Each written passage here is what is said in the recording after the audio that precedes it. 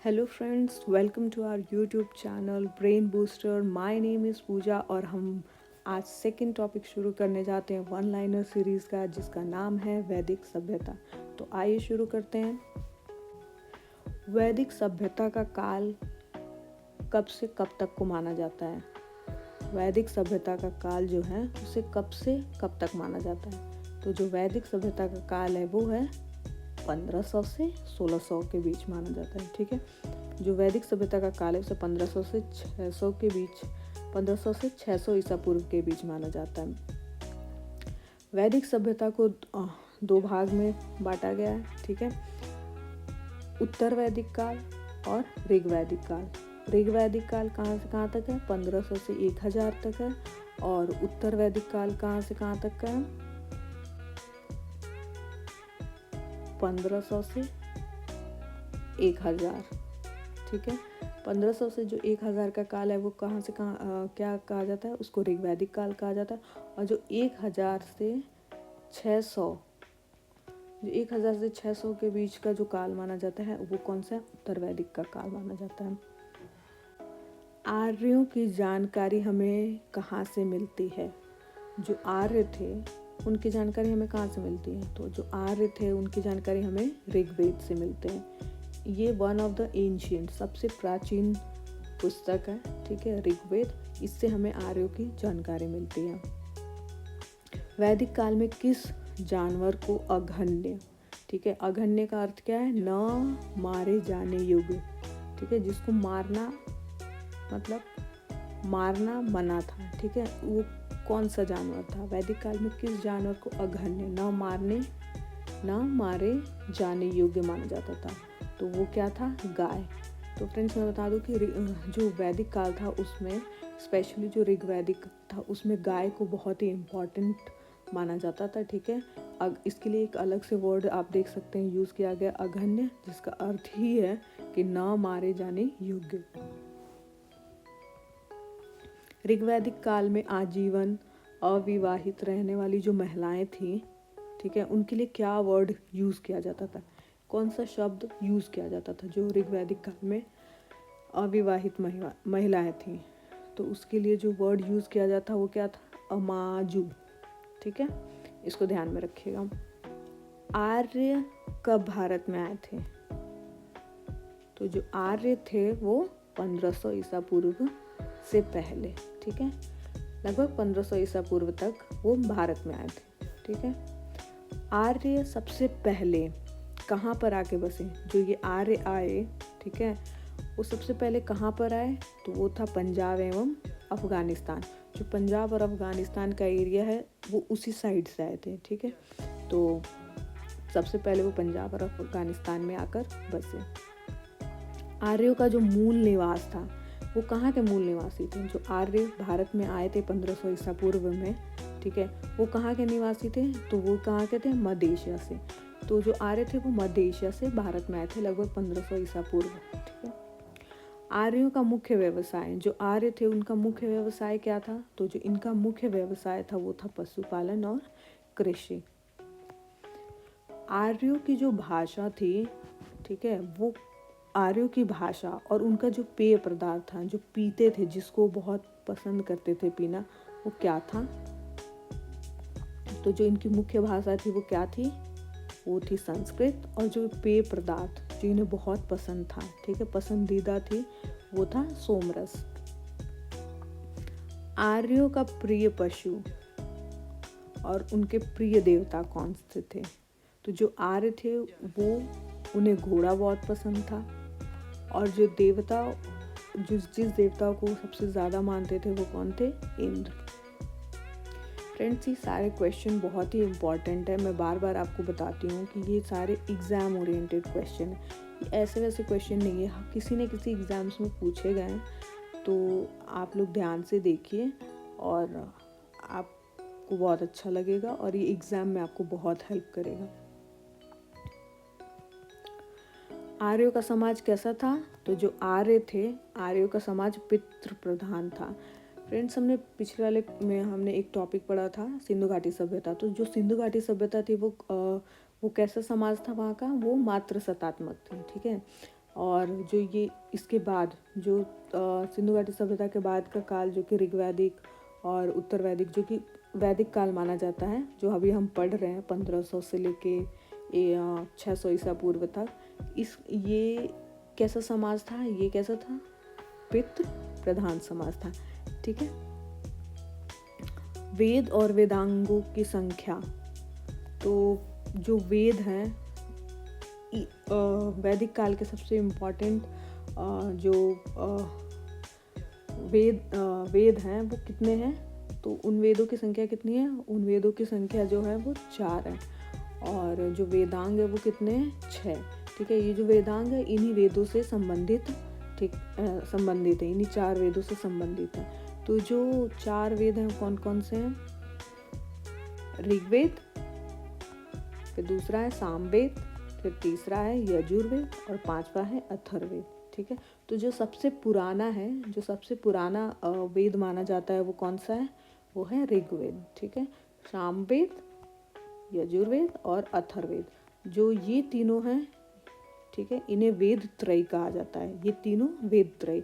और जो ये चौथा है अथर्ववेद, ये बाद में लिखा गया था। ठीक है। ये है अथर्ववेद। और वेदांग कितने हैं? वेदांगों की संख्या कितनी है?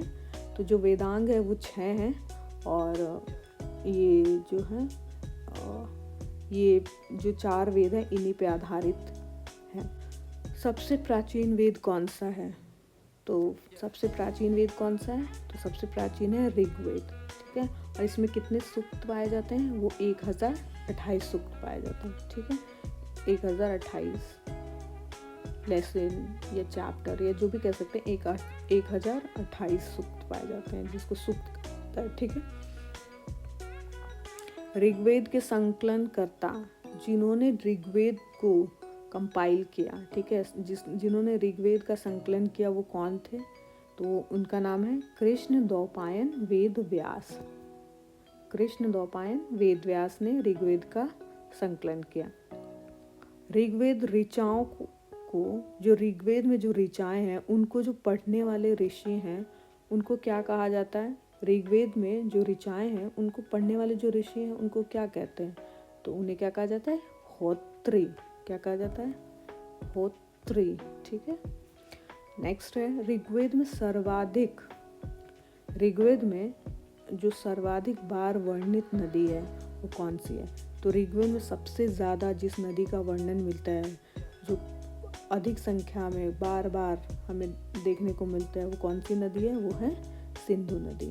कौन सी नदी है? सिंधु नदी। ऋग्वेद में वर्णित सबसे पवित्र नदी कौन सी है? अभी हमने देखा कि सबसे ज़्यादा वर्णित नदी कौन सी थी? सिंधु नदी। अब है कि सबसे वर्णित पवित्र नदी कौन सी है? ठीक है। तो वो है सरस्वती। जो ऋग्वेद में सबसे वर्णित पवित्र नदी है वो है सरस्वती। ऋग्वेद में गंगा और यमुना का उल्लेख कितनी बार आया है? तो ऋग्वेद में जो गंगा है उसका उल्लेख कितनी बार? 1 बार। और यमुना का उल्लेख 3 बार। ऋग्वेद में हम गंगा को 1 बार और यमुना का उल्लेख हमें 3 बार देखने को मिलता है। ऋग्वेद में वर्णित प्रमुख देवता, जो ऋग्वेद में सबसे प्रमुख देवता माने गए हैं वो कौन से हैं? तो वो है इंद्र, और इनको और क्या कहा जाता है? पुरंदर। ठीक है। तो इन्हें पुरंदर भी कहा जाता है। गायत्री मंत्र किस में पाया गया है? तो जो गायत्री मंत्र है उसका साक्ष्य हमें ऋग्वेद है, जो ऋग्वेद उसका जो 3रा मंडल है उसमें पाया गया है। ठीक है। ऋग्वेद के 3रे मंडल में हमें गायत्री मंत्र का साक्ष्य मिलता है। गायत्री मंत्र के रचनाकार, मतलब गायत्री मंत्र की रचना किसने की थी? तो जो गायत्री मंत्र इसकी रचना किसने की है? विश्वामित्र ने इसकी रचना की है। गायत्री जो मंत्र है, जो गायत्री मंत्र जो कि ऋग्वेद के 3रे मंडल में मिलता है, जिसकी रचना विश्वामित्र ने की है, जो कि अभी हमने ऊपर पढ़ा, वो मंत्र किसको समर्पित है? ये जो मंत्र है किसको समर्पित है? तो ये जो मंत्र है सूर्य देवता सावित्री को समर्पित है। 8वें मंडल की ऋचाएं जो 8वां मंडल है ऋग्वेद का, ठीक है, 10 मंडल है ऋग्वेद में, तो इसका जो 8वां मंडल है उसकी ऋचाएँ क्या कहलाती हैं, उसकी ऋचाओं को क्या कहते हैं, तो उसे क्या कहा जाता है, खिल। नेक्स्ट है सोम देवता। जो सोम देवता हैं, ठीक है, सोमरस, जैसे कि मैंने बताया कि उनका जो पेय पदार्थ था, जिसको जो फेवरेट पीने की जो चीज़ थी वो क्या था, सोमरस। तो जो सोम देवता हैं उनके, ठीक है, उनको समर्पित कौन सा मंडल है, किस मंडल में इसके बारे में उल्लेख है, सोम देवता, ठीक है, तो वो है 9वां। जो 9वां मंडल है ऋग्वेद का, उसमें हमें सोम देवता के बारे में चर्चा देखने को मिलती है। ऋग्वेद में सबसे बाद में जो निर्मित मंडल है वो कौन सा है, तो ऋग्वेद का जो सबसे, जैसे कि मैंने बताया कि ऋग्वेद में कितने मंडल हैं, ऋग्वेद में कुल 10 मंडल है, ठीक है, तो सबसे बाद में जो क्या बोलते हैं, निर्मित जो मंडल है, ठीक है, वो कौन सा है, तो वो है 10वां मंडल। सबसे लास्ट वाला मंडल जो है वो क्या है, सबसे बाद में निर्मित मंडल है। गोत्र शब्द, जो गोत्र होता है, इस शब्द की उत्पत्ति, मतलब सबसे पहले ये जो वर्ड गोत्र है, ये सबसे पहले हमें किस काल में देखने को मिलता है, तो जो गोत्र शब्द है वो सबसे पहले उत्तर वैदिक काल, ठीक है, ऋग्वैदिक काल के बाद उत्तर वैदिक काल आया, तो उत्तर वैदिक काल में हमें ये गोत्र शब्द देखने को मिलता है। उत्तर वैदिक काल के प्रमुख देवता कौन से थे, तो उत्तर वैदिक काल के जो प्रमुख देवता हैं वो किसको माना जाता है, वो है प्रजापति। जैसे कि अभी हमने पीछे पढ़ा कि जो ऋग्वैदिक काल था उसमें प्रमुख देवता कौन से थे, तो वो इंद्र, ठीक है, जिनको पुरंदर भी कहा जाता है। लेकिन बाद में 1000 से 600 ईसा पूर्व, ठीक है, जो कि उत्तर वैदिक काल माना जाता है, ऋग्वैदिक के बाद आता है, उसमें प्रमुख देवता अब कौन बन जाते हैं, प्रजापति, ठीक है, और जो इंद्र देवता थे वो साइड लाइन हो जाते हैं और मुख्य देवता बन जाते हैं प्रजापति। नेक्स्ट है गद्य एवं पद्य वाला, ठीक है, जो कि प्रोज और गद्य और पद्य बेसिकली, ठीक है, इन 2 तरीकों से कौन सा लिखा गया वेद है, तो इसमें जो गद्य और पद्य दोनों चीज़ें शामिल हैं, वो कौन सा वेद है, वो है यजुर्वेद। यजुर्वेद को गद्य और पद्य दोनों तरीकों से लिखा गया है। यज्ञ संबंधी विधि विधान, जिसमें यज्ञ से संबंधित कि यज्ञ कैसे होना चाहिए, क्या होना चाहिए, ये वगैरह, ये सारी चीज़ें किस में पाई गई हैं, ये किस में लिखी गई हैं, तो यज्ञ से संबंधित विधि विधान जो है हमें यजुर्वेद में देखने को मिलता है। तंत्र और मंत्र, जादू टोना, ये सारी चीज़ों का उल्लेख किस वेद से हमें मिलता है, तो ये है अथर्ववेद, जो कि चौथा वेद है। भारतीय संगीत का जनक कहाँ से माना जाता है, जो भारतीय संगीत है उसका जनक किसे माना जाता है, तो उसका जनक सामवेद। ऐसा माना जाता है कि सामवेद से भारतीय संगीत का जन्म हुआ है। सामवेद यजुर्वेद के मंत्रों को उच्चारण करने वाले जो ऋषि हैं उन्हें क्या कहा जाता है, जैसे कि मैंने बताया था कि ऋग्वेद के जो ऋग्वेद की ऋचाएँ उसको जो पढ़ते हैं उन्हें क्या कहते हैं, होत्री। उसी तरह जो सामवेद है और जो यजुर्वेद है, इन दोनों के जो मंत्रों को उच्चारण करने वाले ऋषि हैं उनको क्या कहते हैं, तो जो सामवेद के हैं उनको क्या कहा जाता है, उद्गाता, और जो यजुर्वेद है उसके क्या कहा जाता है, अर्धवायु, ठीक है, अर्धवायु। नेक्स्ट है ऐत्रेय ब्राह्मण किससे संबंधित है, तो जो ऐत्रेय ब्राह्मण है वो किससे संबंधित है, तो ऐत्रेय ब्राह्मण है वो ऋग्वेद से संबंधित है। तो जैसे कि फ्रेंड्स मैंने बताया कि जो ऋग्वेद है वो सबसे पुराना ग्रंथ है, ठीक है, और ऋग्वेद फिर मतलब बेसिकली जो 4 वेद हैं वो सबसे पुराने हैं, ठीक है, और उन्हीं से संबंधित 6 वेदांग लिखे गए, और जो ये ब्राह्मण ग्रंथ है वो भी इन 4 वेदों पे आधारित हैं, ठीक है। और तो जो ऋग्वेद है, ऋग्वेद से संबंधित जो ब्राह्मण ग्रंथ है वो कौन सा है, तो वो है ऐत्रेय। एक ऐत्रेय ब्राह्मण ग्रंथ है और दूसरा कौन सा है, एक कौशिकी, ठीक है। तो जो दो ब्राह्मण ग्रंथ है, ऐत्रेय ब्राह्मण ग्रंथ और जो दूसरा है वो है कौशितकी, ठीक है। तो ये दोनों ब्राह्मण ग्रंथ जो है ऋग्वेद से संबंधित है।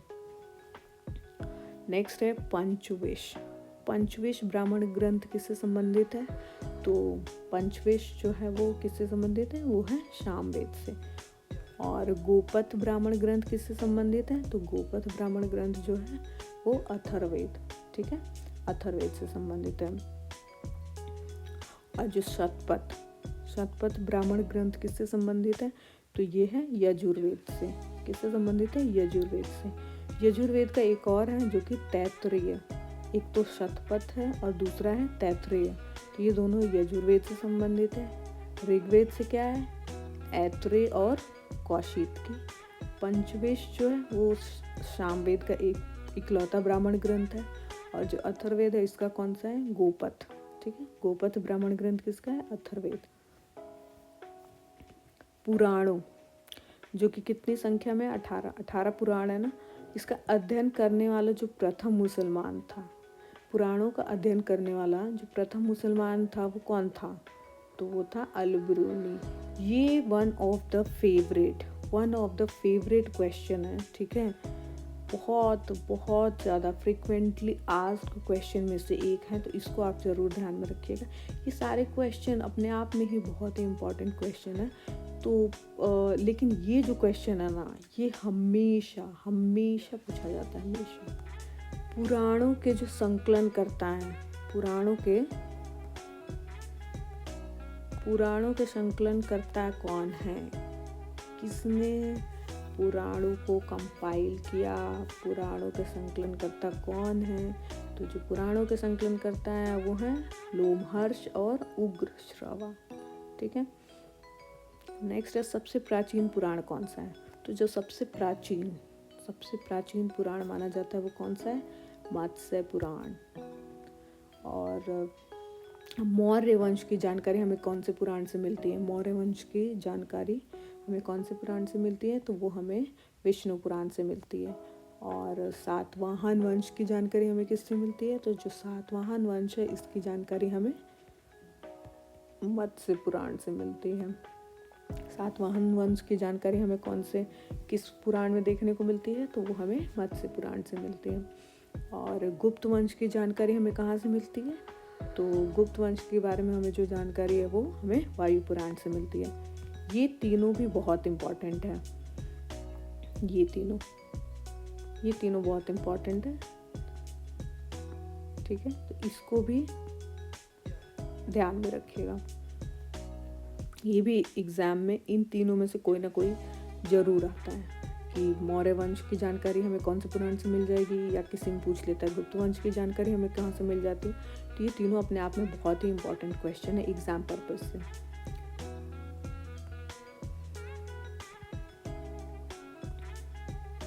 जो उपनिषद है इसकी क्या विषय वस्तु है? उपनिषद बेसिकली, उपनिषद में क्या है? तो उपनिषद जो है वो दर्शन है। इसके बाद इसमें दर्शन की चीज़ें सम्मिलित हैं, ठीक है। दर्शन के बारे में इसमें बात की गई उपनिषद में। दर्शन में सर्वाधिक प्राचीन, दर्शनों में जो सबसे सर्वाधिक प्राचीन दर्शन कौन सा है? तो कौन सा है? सांख्य दर्शन। जो सांख्य दर्शन है वो सबसे प्राचीन दर्शन माना जाता है। इसके अतिरिक्त और कौन कौन से दर्शन है? एक है न्याय दर्शन और अभी हमने पढ़ा सांख्य दर्शन, ठीक है। तो जो न्याय दर्शन है इसके कौन रचयिता है, और जो सांख्य दर्शन है इसके कौन से रचयिता है? तो न्याय दर्शन किसकी है? गौतम। और सांख्य किसकी है? कपिल, ठीक है। ये दोनों इससे संबंधित है, इसको ध्यान में रखिएगा। और नेक्स्ट है योग दर्शन, ठीक है। और मीमांसा दर्शन के प्रवर्तक कौन से थे? तो योग के हम जानते हैं पातंजलि, ठीक है, वन ऑफ द फेमस हैं, ठीक है। तो योग के कौन है प्रवर्तक? पातंजलि। और मीमांसा के कौन से? जैमिनी। जो ब्राह्मण ग्रंथ है वो किससे संबंधित है? ब्राह्मण ग्रंथ, ठीक है, अभी हमने ऊपर देखा ब्राह्मण ग्रंथ वो किससे संबंधित है? तो जो ब्राह्मण ग्रंथ है उसमें किसके बारे में? कर्मकांड, ठीक है। इसमें कर्मकांडों के बारे में बताया गया है। उपनिषदों की संख्या कितनी है? तो जो उपनिषद हैं, ठीक है, उनकी संख्या कितनी है? 108। लेकिन जो प्रामाणिक तौर पे माना जाता है वो 13 है। वैसे उनकी संख्या 108 है, लेकिन जो प्रामाणिक है वो 13 है। सत्यमेव जयते, ये बहुत ही फेमस वो है, आप लोगों को पता होगी। सत्यमेव जयते कहाँ से लिया गया है? जो सत्यमेव जयते है ये लाइन कहाँ से ली गई है? तो इसको हम मुंडको उपनिषद, जो उपनिषद 108 उसी में एक उपनिषद है मुंडको, ठीक है, मुंडको उपनिषद से हमने सत्यमेव जयते को लिया है। तमसो माँ ज्योतिर्गमय तथा ओम, तमसो माँ ज्योतिर्गमय तथा ओम, ये कहाँ से लिया गया है? तो ये कौन से उपनिषद से लिया गया है? ये लिया गया है बृहद्यंक उपनिषद से, ठीक है। ये कहाँ से लिया गया है? बृहद्यंक उपनिषद से। ये दोनों भी बहुत ही इम्पॉर्टेंट क्वेश्चन बन जाते हैं एग्जाम पर्पज से, ठीक है, बहुत इम्पॉर्टेंट, तो इसको भी ध्यान में रखिएगा, ये अक्सर पूछा जाता है। स्मृति ग्रंथों में सबसे प्राचीन स्मृति ग्रंथ कौन सा है? सबसे प्राचीन स्मृति ग्रंथ कौन सी है? तो वो है मनुस्मृति, ठीक है। नेक्स्ट है प्राचीन हिंदू विधि मनुस्मृति के लेखक। तो जो मनुस्मृति है इसमें विधि विधानों के बारे में है कि समाज में क्या होना चाहिए, क्या नहीं होना चाहिए, ठीक है। तो ये बेसिकली ये हिंदू धर्म से संबंधित है, ठीक है। तो ये जो मनुस्मृति है इसके लेखक कौन है? तो इसके लेखक जो है मनु ने किसकी रचना की है? मनुस्मृति की, जिसमें प्राचीन हिंदू विधियों के बारे में डिटेल में जानकारी मिलती है कि समाज कैसा चलना चाहिए, क्या शादी विवाह के नियम हैं, बाकी सारी चीज़ें इसमें शामिल हैं। रामायण के रचयिता कौन है? रामायण की रचना किसने की है? रामायण की रचना जो है महर्षि वाल्मीकि ने की है। और रामचरितमानस की रचना किसने की है? तो जो रामचरितमानस है उसकी रचना तुलसीदास ने की है। और नेक्स्ट है भारत का सबसे बड़ा जो महाकाव्य है वो कौन सा है? तो भारत का जो सबसे बड़ा महाकाव्य है उसे किसे माना जाता है महाभारत को, ठीक है। महाकाव्य महाभारत कंफ्यूज हो सकते हैं रामायण और महाभारत में, तो ऐसे याद कर सकते हैं कि महाकाव्य मतलब महाभारत, महा, ठीक है, ऐसे मतलब कोरिलेट करके याद कर सकते हैं। महाभारत के रचयिता, तो महाभारत के जो रचयिता है वो कौन है? महर्षि वेदव्यास। कौन है? महर्षि वेदव्यास। ओके फ्रेंड्स, तो ये थे हमारे वैदिक सभ्यता से संबंधित सारे क्वेश्चंस जो कि डिफरेंट एग्जाम्स में पूछे जाते हैं और फ्रिक्वेंटली आस्क्ड क्वेश्चन है, आगे भी आपको हेल्प करेगा। और अगर आपको हमारा वीडियो पसंद आया हो, हमारी कोशिश पसंद आई हो वन लाइनर सीरीज़ की, तो हमारे चैनल को सब्सक्राइब करिए और शेयर करिए। और थैंक यू।